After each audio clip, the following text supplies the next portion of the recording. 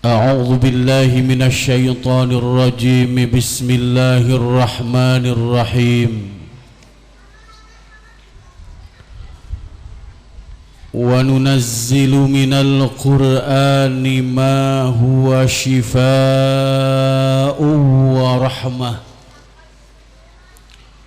ورحمة للمؤمنين ولا يزيد الظالمين إلا خسارا.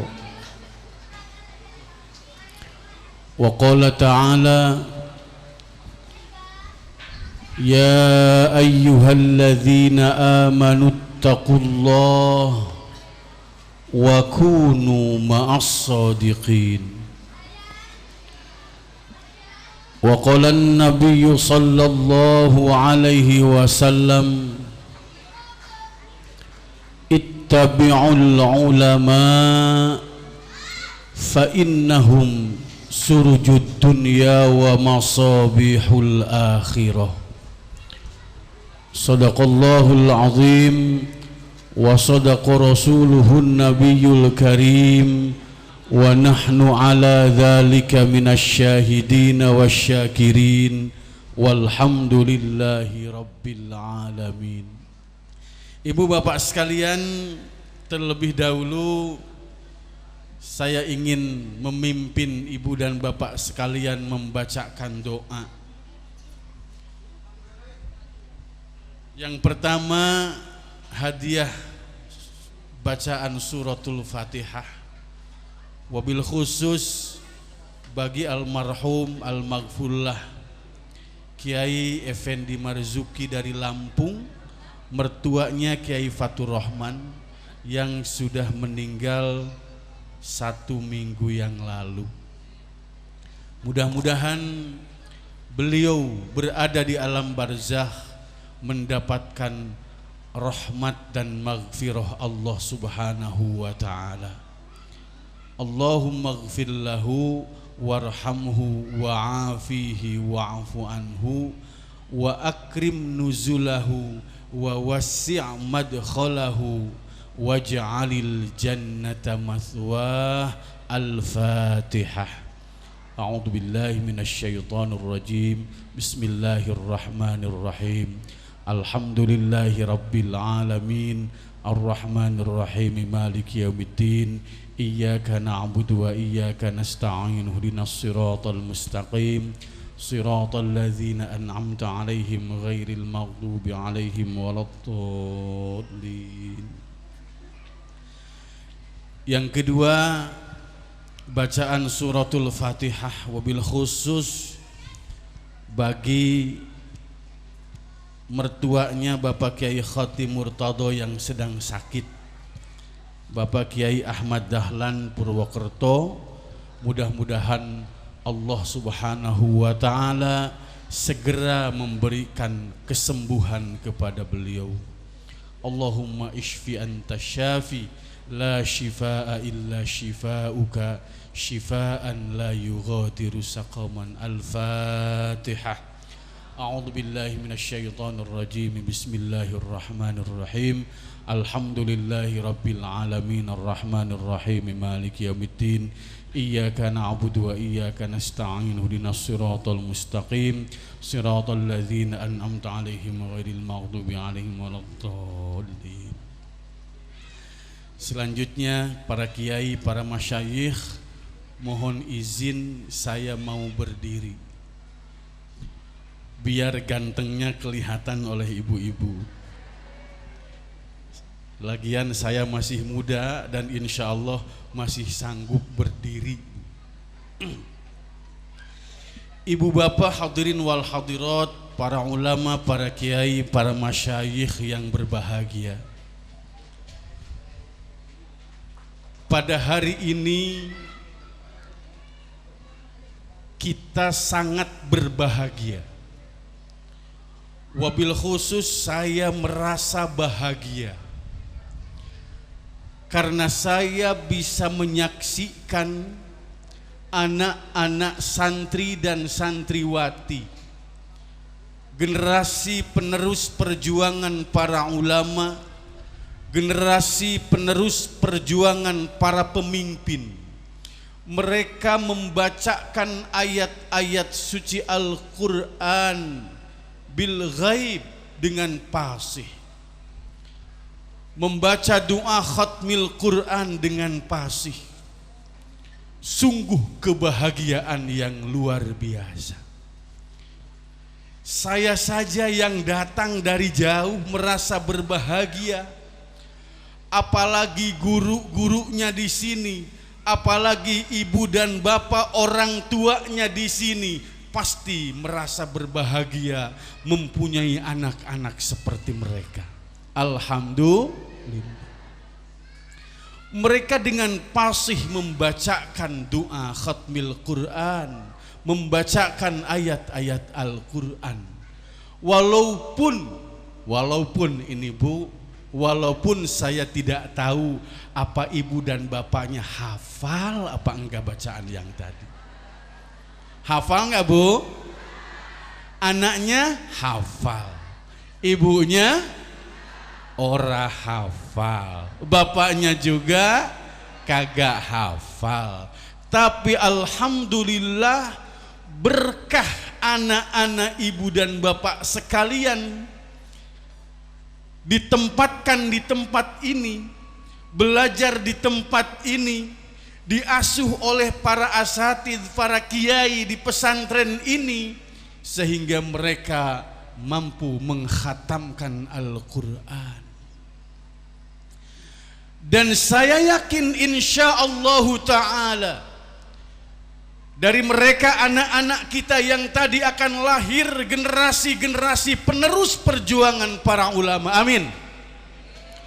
Dari mereka anak-anak kita yang tadi akan lahir generasi penerus perjuangan para pemimpin. Amin ya robbal. Dan yakin apabila para pemimpin itu adalah para pemimpin yang faham Al-Quran. Al-Quran merupakan internalisasi dari segala kehidupan yang mereka lakukan. Insya Allah kalau mereka jadi pemimpin akan menjadi pemimpin yang amanah. Amin. Jadi dokter yang hafal Quran, jadi pejabat yang hafal Quran, jadi pegawai negeri yang hafal Quran. Dan insya Allah kalau mereka yang hafal Quran, yang faham Quran, kemudian menjadi pemimpin bangsa ini, mereka insya Allah tidak akan korupsi.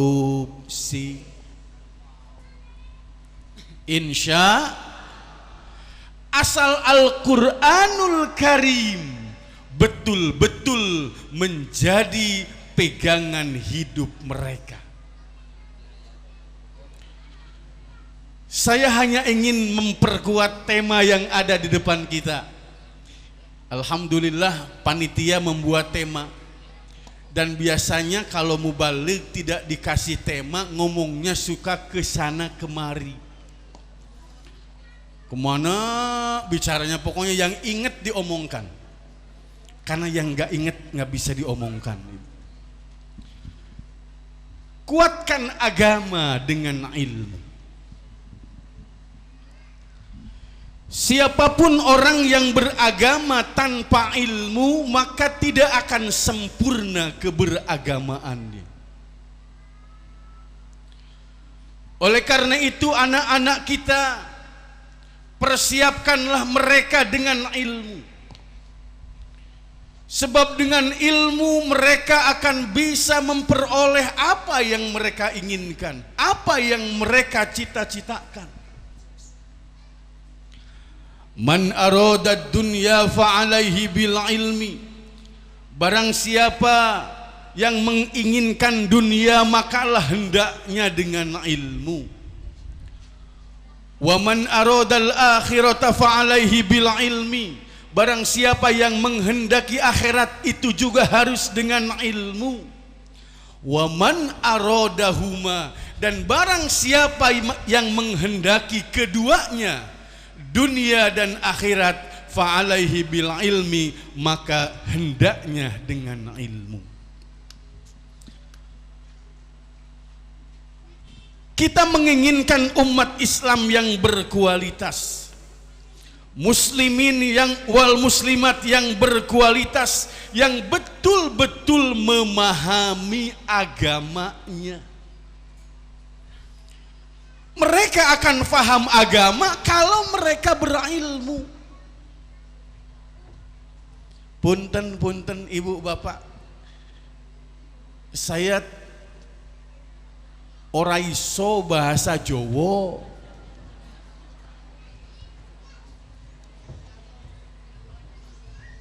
Jadi saya hanya akan menggunakan bahasa nasional saya ya Bu ya.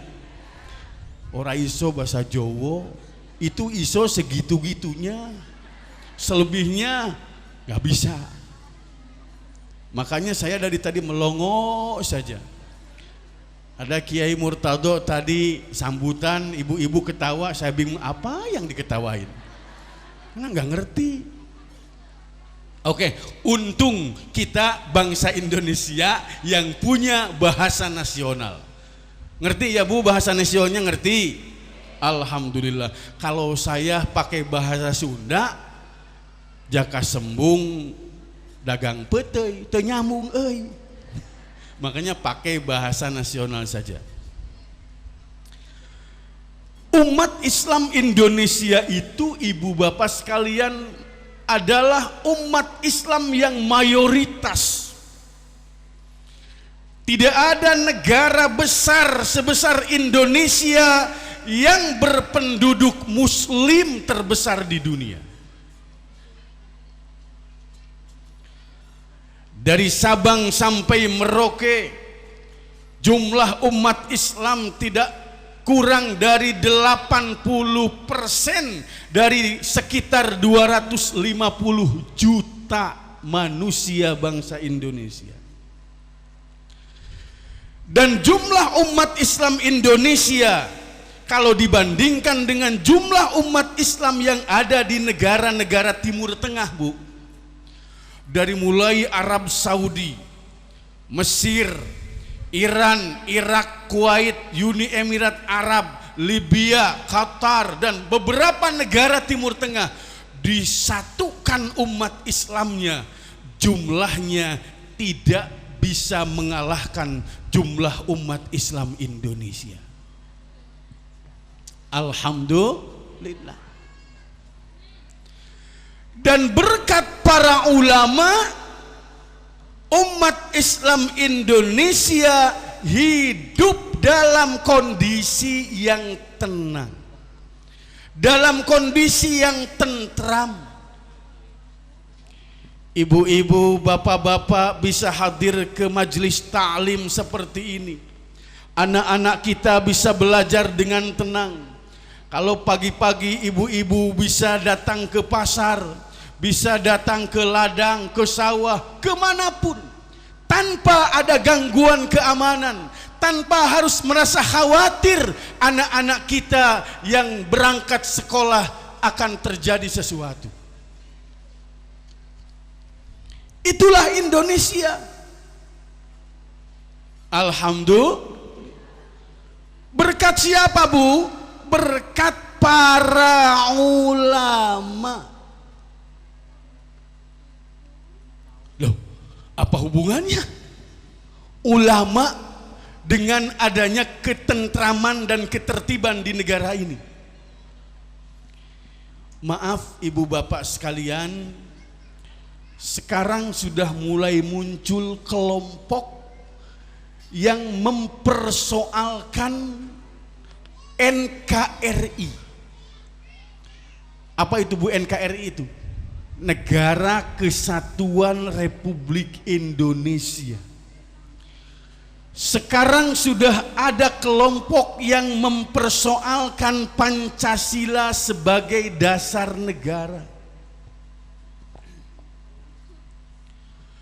Padahal Pancasila sebagai dasar negara, negara ini dibentuk menjadi nation state, negara bangsa, negara kesatuan Republik Indonesia. Itu juga merupakan hasil ijtihadnya ulama.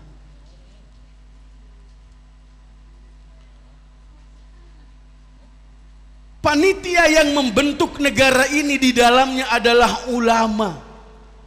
Ada Kiai Haji Wahid Hashim, bapaknya Gus Dur, putranya pendiri NU Syekh Hashim Asy'ari.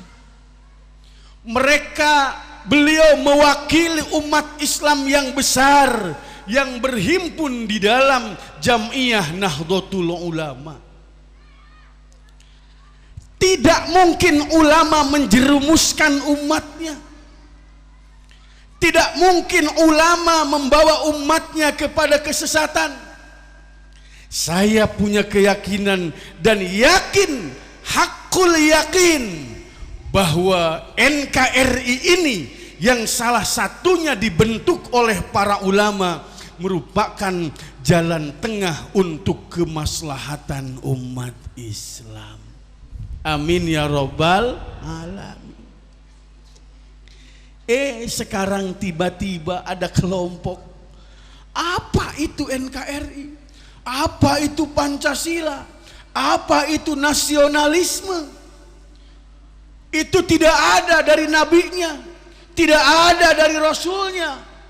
Yang ada adalah khilafah, yang ada adalah negara Islam. Dan saya yakin yang ngomong begitu tidak lebih pintar dari Kiai Wahid Hashim.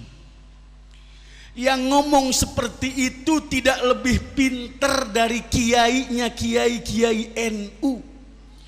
Jangankan kiai NU yang ada di pengurus besar Nahdlatul Ulama, dan saya yakin yang ngomong seperti tadi tidak lebih pintar dari anggota NU yang ada di kampung-kampung.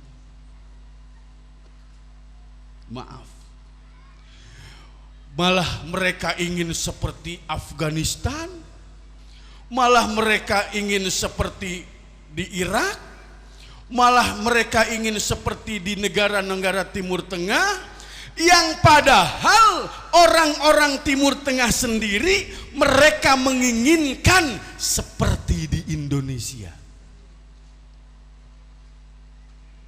Paham Bu, paham? Makanya ibu, bapak jangan ragu-ragu ikut NU. Punten Romo Kiai, saya bicara dengan pengurus NU Bogor. Ada ibu-ibu yang diberi baju seragam muslimat, ketika dibawa ke rumah, anaknya melarang ibunya memakai baju seragam muslimat seperti ini. Lalu bajunya itu dibawa lagi ke pengurus cabangnya. Pengurus cabang muslimatnya nanya, kenapa Bu bajunya dikembalikan? Anak saya melarang saya memakai baju muslimat NU.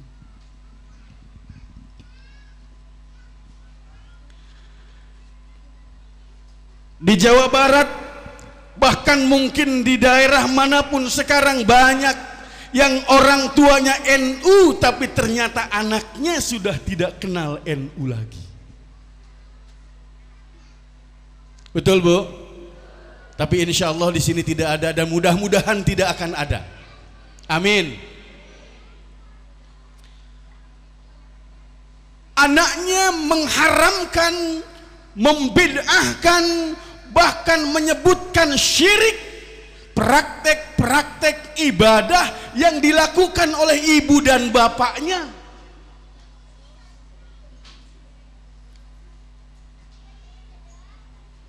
Tahlilan haram, bid'ah.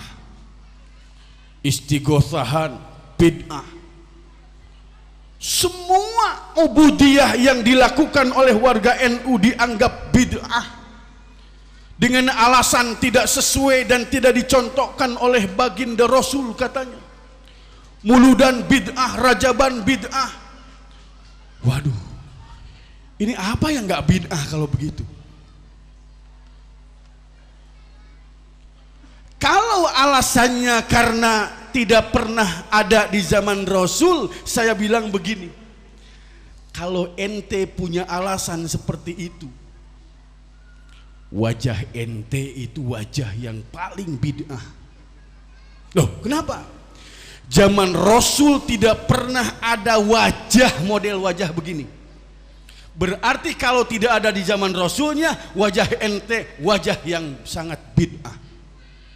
Bayangkan, bilang ini bid'ah, itu bid'ah. Dia datang pakai mobil, di jas kayak begini. Bagaimana? Tidak konsisten. Oleh karena itu, ibu dan bapak sekalian, ittabi'ul ulama, ikuti ulama. Bagi kita yang mempunyai tradisi-tradisi keagamaan yang diajarkan oleh para ulama dengan sanad dan silsilah keilmuan yang jelas, yakinkan itu adalah yang baik, itu adalah yang benar, ikuti, jangan ragu-ragu.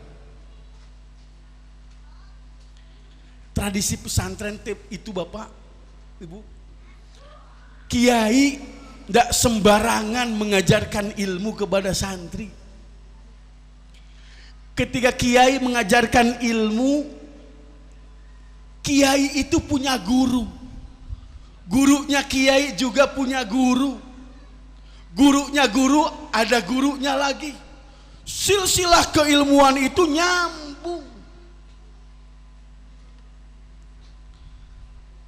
Nah, hari ini di pesantren orang tua saya, pesantren mertua saya, kebetulan abah saya kiai, mertua juga kiai. Jadi kiai sama kiai besanan gitu ya. Ada ikhtitam Sahih Bukhari, dan rutin itu setiap tahun.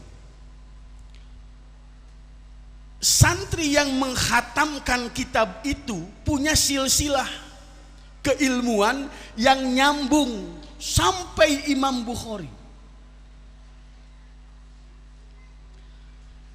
Saya membaca kitab Ihya Ulumuddinnya Imam Al-Ghazali, dan insya Allah saya punya sanad muttasil sampai Imam Ghazali, dan itu tertulis itu. Saya dapat dari guru saya, guru dari gurunya, terus tertulis, ittisal, bersambung. Jadi keilmuannya bisa dipertanggungjawabkan.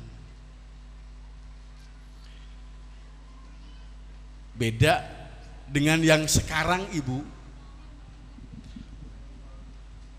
Sekarang itu gurunya, anak-anak sekarang di kampus-kampus apalagi, gurunya Syekh Google.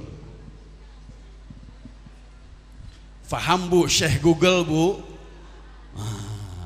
Kalau yang tidak tahu internet nggak akan tahu itu Syekh Google. Persoalan apa saja nanyanya bukan ke gurunya, tapi gurunya Syekh Google itu di internet. Minta fatwanya bukan ke gurunya, tapi memang gurunya ada di internet. Memang jawabannya ada. Mau nanya apa saja jawabannya ada. Sebab yang namanya di internet, ibu dan bapak sekalian, komplit. Dari mulai sajadah sampai haram jadah ada di situ. Mau nanya apapun ada jawabannya, tapi apakah jawabannya itu bisa dipertanggungjawabkan secara ilmiah atau tidak? Ini yang jadi persoalan. Punten, di pesantren yang saya asuh, ya terpaksa itu tadi Bang. Anak-anak santri diberi tugas untuk membuat makalah, membuat tulisan tentang Ahlus Sunnah wal Jamaah. Karena NO ya Ahlus Sunnah wal Jamaah, disingkatnya Aswaja.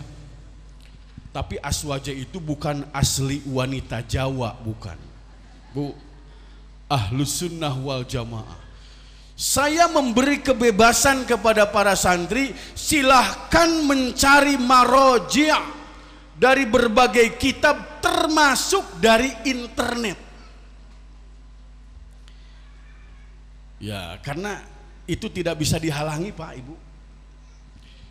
Internet itu sekarang tidak bisa dihalangi, tidak bisa dilarang.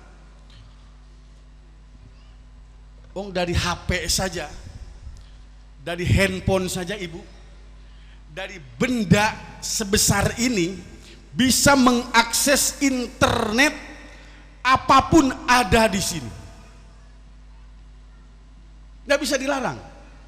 Makanya diarahkan.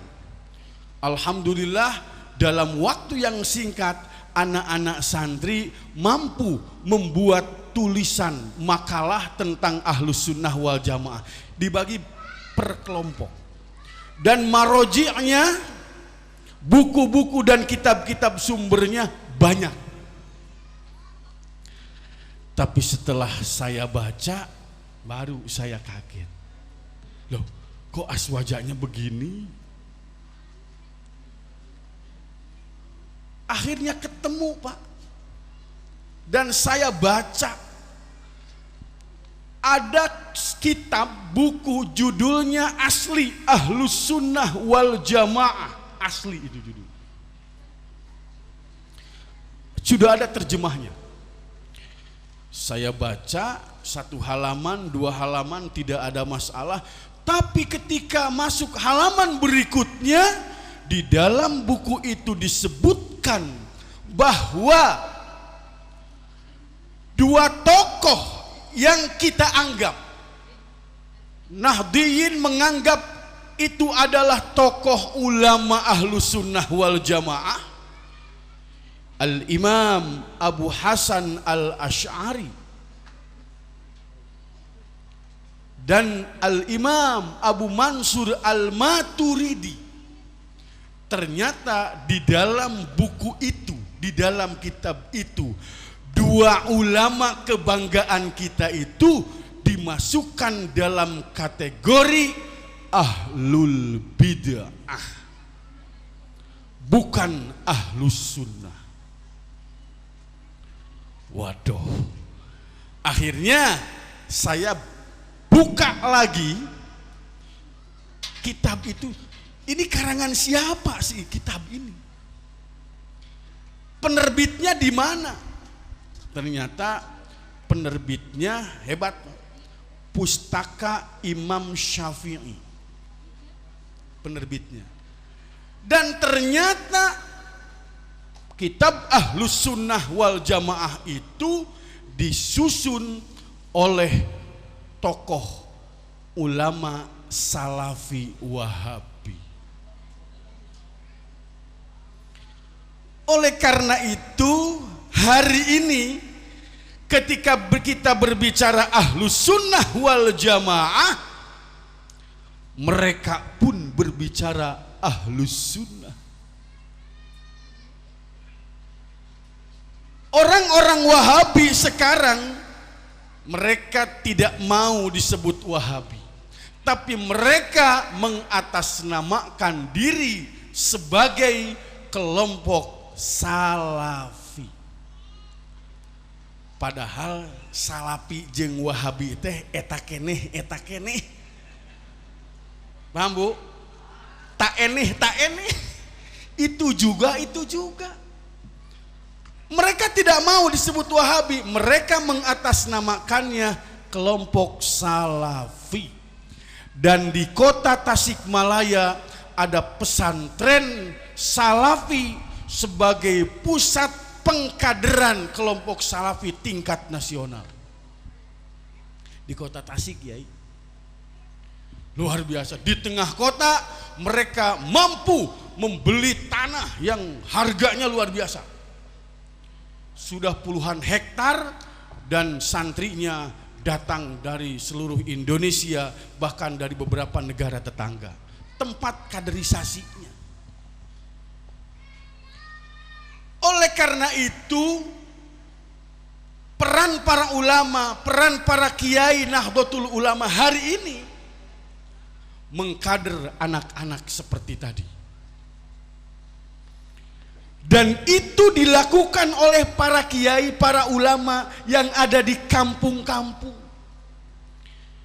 Yang dengan istiqomah, tanpa ada upah, tanpa ada pamrih, mereka mendidik anak-anak itu supaya menjadi generasi-generasi yang faham Al-Quran, generasi-generasi muslim ahlus sunnah wal jamaah yang menghormati ilmunya para ulama. Makanya luar biasa, di pesantren NU itu, hanya di pesantren NU yang ada ijazah keilmuan dengan istilah sanad muttasil. Di luar NU no way, tidak ada. Ayo silakan datang ke Universitas Islam.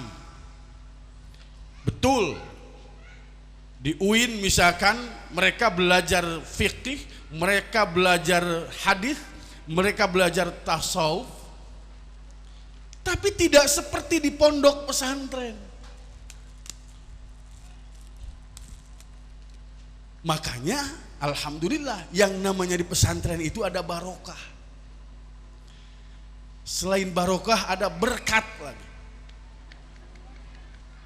Tahu Bu berkat Bu? Jadi sama berarti ya, di Tasik sama di sini sama, urusan berkat memberkat begitu. Kenapa ada berkah, barokah? Karena ada ikhlas. Jangan harap ada barokah kalau tidak ada ikhlas. Jangan harap ada barokah. Kiai di pesantren, kenapa mereka punya barokah dan banyak orang datang untuk meminta berkah? Karena para kiai, para ulama di pesantren itu, mereka mengamalkan ilmu ikhlas lillahi ta'ala. Saya nanya Bu, kiai di sini ada yang menggaji nggak? Ibu suka ngasih apa ke kiai? Hah? Kiai mah gaji nangan ukur 30 poe sabulan. Kiai tidak punya sertifikasi, enggak. Tidak punya gaji ke-13. Boro-boro gaji ke-13, kahiji, kadua, katilu, nepi ke-12 gitu aya. Enggak ada. Tapi coba lihat kehidupan kiai, kehidupan ulama. Betul Bu? Saya suka iri melihat kehidupan para ulama, para kiai. Walaupun kerjanya dari pagi sampai pagi lagi cuma mengurusi anak-anak santri di pesantren. Tidak punya kegiatan bisnis, tidak punya perusahaan, tapi murni kehidupannya itu diwakafkan untuk kepentingan agama, kepentingan ilmu-ilmu agama, diwakafkan kepada para santrinya dan masyarakatnya. Tapi saya belum melihat ada kiai yang kelaparan. Saya tidak pernah melihat ada kiai melarat. Betul Bu? Bahkan kiai hidupnya sugih-sugih. Kolamnya banyak. Yang banyak gitu juga. Sawahnya banyak, luas. Anaknya juga banyak. Karena biasanya kiai kemana-mana pakai sarung kayak begini. Tidak pakai kolor lagi. Kiai tidak ada hiburan. Tidak ada hiburan. Selesai ngajar santri ke rumah, tidak ada hiburan. Ya ketemu istrinya. Nggak ada kegiatan lain. Ya begitu-begitu aja. Makanya jangan aneh kalau kiai anaknya banyak. Tapi alhamdulillah biasanya anak kiai yang banyak itu ganteng-ganteng, cantik-cantik, pinter-pinter. Kenapa? Karena barokah itu tadi. Kiai memberi makan anak dan istrinya walaupun hasil berkat muludan. Walaupun dari berkat tahlilan yang kata orang lain itu adalah bid'ah, tapi ternyata berkah. Kalau bid'ah itu nggak akan ada berkah. Makanya kalau tahlilan, muludan, rajaban itu dibid'ahkan, diharamkan, yang rugi adalah kiai. Waduh, rugi. Enak saja. Kalau kata orang Sunda mah peperih ning digaji hente atau samulud sarajab begitu. Anaknya pinter-pinter, cakep-cakep, ganteng-ganteng. Coba aja lihat, ini anak kiai ini, makanya ganteng. Ya iyalah Bu ya, ganteng karena laki-laki, jadi nggak cantik saya ganteng. Begitu. Kenapa? Athiqatu bita'yidillah. Kiai ulama percaya sepenuhnya terhadap pertolongan Allah Subhanahu wa taala. Dan inilah salah satu rahasia kesuksesan Rasulullah Shallallahu alaihi wasallam di dalam mengemban dakwahnya, karena Rasul athiqah bita'yidillah. Percaya terhadap pertolongan Allah, kekuatan dari pertolongan Allah Subhanahu wa taala. Bayangkan Ibu, Rasul dengan sahabatnya berperang dengan orang-orang kafir. Perang yang paling hebat itu adalah perang Badar. Perang Badar itu kekuatan umat Islam masih sangat-sangat lemah. Karena umat Islam belum lama hijrah dari Makkah ke Madinah. Tapi kekuatan orang-orang kafir luar biasa. Ketika terjadi peperangan yang langsung dipimpin oleh Rasulullah Shallallahu alaihi wasallam, ternyata umat Islam ada di pihak yang menang. Kenapa menang? Walaqad nasarakumullahu bi Badrin wa antum adillan.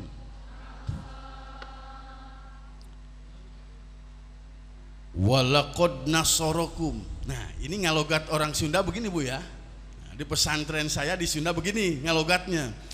Walaqad nasarakum, jeung yakti nyata geus nulungan ka aranjeun saha Allahu Allah bi Badrin di Badar.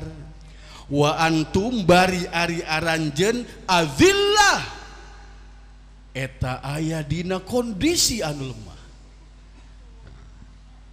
Nggak tahu kalau dengan logat Jawa ini gimana.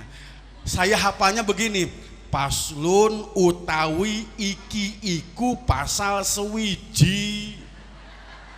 Kata orang Sunda, paslun ari ieu eta pasal sahiji. Sama sebetulnya ya, sama. Hanya sayang saya tidak belajar di pesantren Jawa. Saya murni belajarnya ke almarhum almaghfurlah, selain abah saya sendiri dari Kiai Haji Muhammad Ilyas Ruhyat Cipasung, mantan Rois Am PBNU. Ya, baca lugohnya seperti tadi, Pak. Walaqad nasarakum jeung yakti nyata geus nulungan ka aranjeun saha Allahu Allah.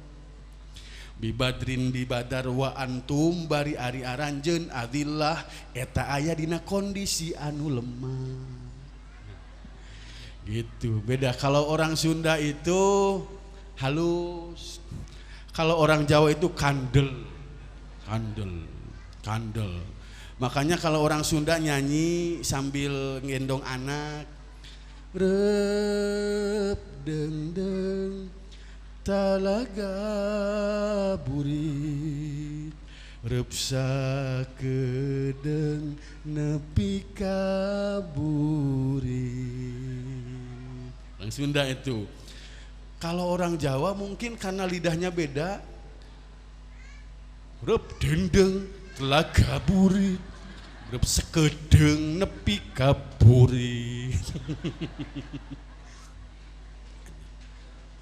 Kondisi lemah tapi menang. Kenapa? Hanya karena ada pertolongan Allah Subhanahu wa taala.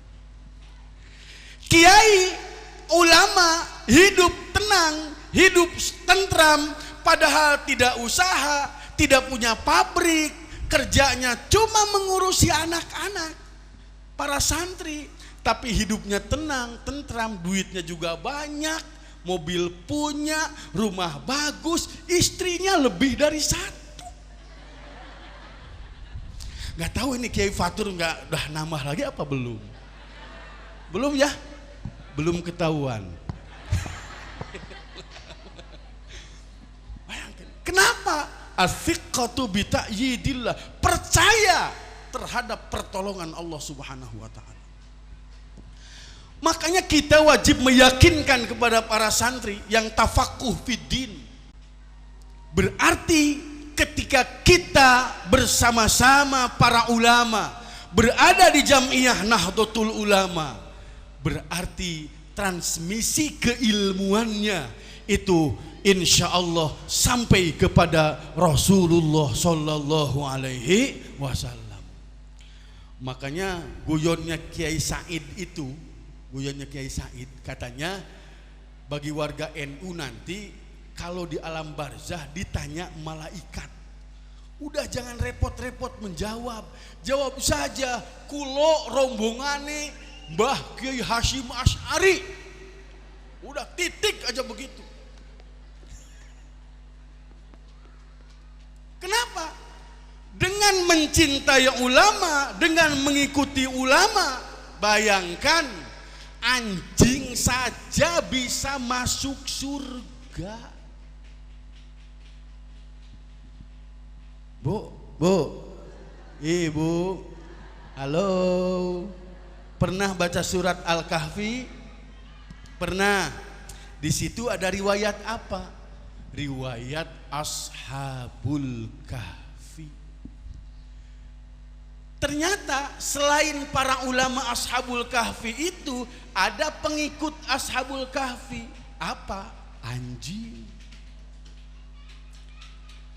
Kemanapun Ashabul Kahfi itu berangkat, anjing selalu mengikuti. Bahkan sampai-sampai ketika mereka berada di dalam gua, makanya disebut Ashabul Kahfi. Berapa tahun ibu katanya? 300 tahun berada di dalam gua. Walah, 300 tahun betul. Nggak ada yang mustahil bagi Allah, jangankan 300.000 tahun, 1.000.000 tahun juga. Sang anjing berada di mulut gua, tetap setia menunggu tuannya yang berada di dalam gua. Makanya anjing itu salah satu binatang, bahkan satu-satunya binatang yang dianggap di dalam fikih Syafi'i bahwa anjing itu najis. Najisnya najis apa? Mughalladhah najisnya. Kalau kena anjing, dijilat anjing atau kena tai anjing, pokoknya bangsa peranjingan ya begitulah. Mensucikannya tidak cukup, dibasuh nggak cukup. 7 kali dibasuh, terus 1 kali harus pakai apa? Salah satunya harus pakai tanah. Ini masuk surga, bayangkan. Kenapa bisa masuk surga? Karena kesetiaannya terhadap ulama. Ayo, yang ada di sini manusia apa? Aduh, kenapa ketawa? Bayangin, anjing saja nunut ulama masuk surga, apalagi manusia yang getol solawatan, getol istighosahan, sholatnya berjamaah getol, apalagi. Makanya jangan dengarkan ocehan-ocehan orang yang selalu mempermasalahkan praktek-praktek peribadatan warga Nahdiyin. Biarkan anjing menggonggong, kafilah tetap berlalu. Antep cek urang Surama. Yakin, sebab kita mengikuti ulama. Makanya kuatkan agama dengan ilmu. Siapa pemilik ilmu itu? Ulama. Pemilik ilmu itu adalah ulama. Hanya gini, ada kriteria ulama yang tidak boleh tidak ada, harus ada. Kalau yang satu ini tidak ada pada dirinya, walaupun ilmunya banyak, maka dia tidak sah disebut ulama. Apa itu? Apakah jenggotnya harus panjang? Atau jubahnya harus lebar, sorbannya harus lebar, ininya juga harus segede ban Vespa begitu? Bukan itu. Kriteria utamanya adalah innama yakhsyallaha min ibadihil ulama.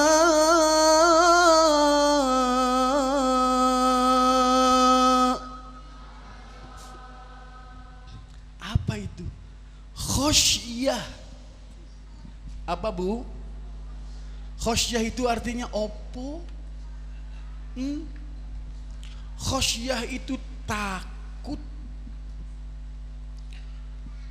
Di dalam ayat itu pakai innama.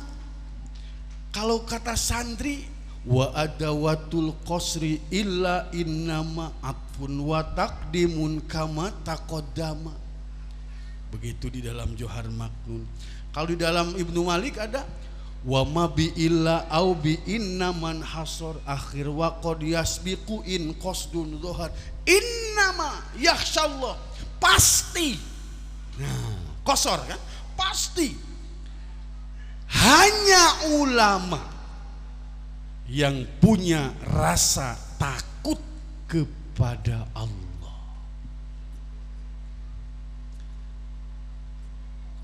Orang pinter sekarang banyak. Yang ditangkap KPK bukan orang-orang bodoh. Betul?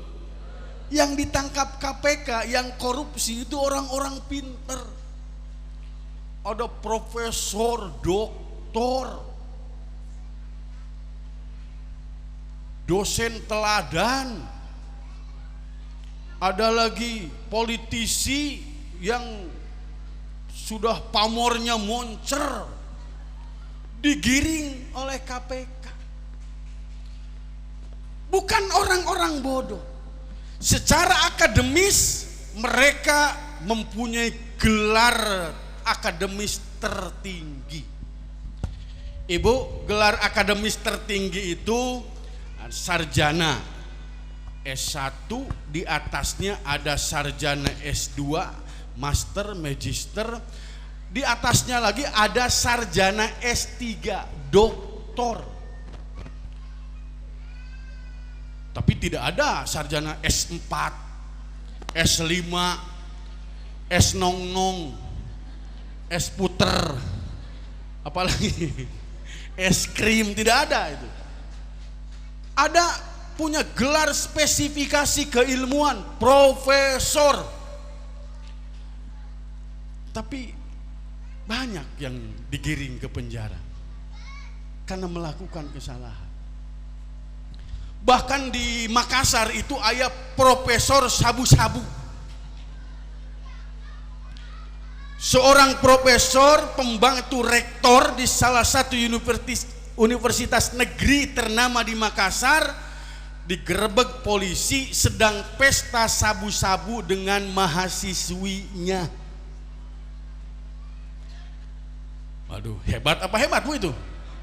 Waduh, hebat, saudara ibu, hebat. Allahu akbar, miris sekali. Kalau sudah profesor, kalau sudah doktor, pasti dia orang pintar.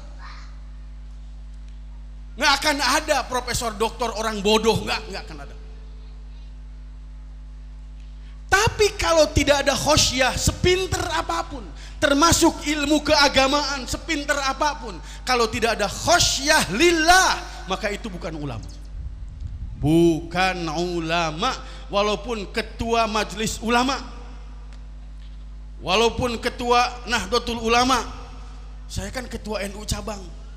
Padahal kata ibu, kata bapak, kok potongannya ketua NU begitu ya? Waduh. Jadi kalau ketua premannya kayak apa begitu? Kalau ketua NU-nya model begini. Bayangkan. Innama yakhsyallah.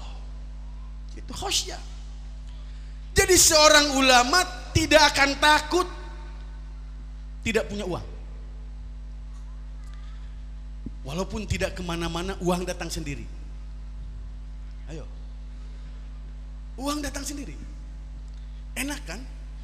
Orang lain itu cari uang banting tulang, tulang dibanting-banting Bu. Diisuk jeput nepi ka sore jepret. Belaan hulu dijieun suku, suku dijieun hulu. Wah, gitu kata orang Sunda begitu. Cari uang. Tapi coba, kalau sudah menjadi kekasih Allah, uang itu dikirim, datang sendiri. Kiai duduk, ada datang jamaah, Kiai, anak saya mau melahirkan. Kata Kiai, emang kenapa?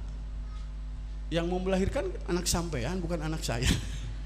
Bukan istri saya, bukan begitu Kiai, saya mohon doanya saja. Kan biasa bawa air.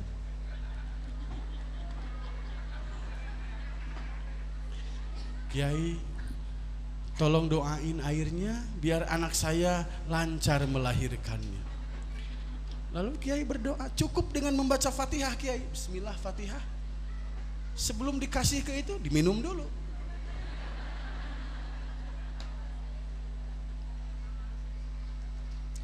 Pas dibawa ke rumah, baru saja datang ke rumah, belum dikasih minumnya, itu anaknya sudah melahirkan.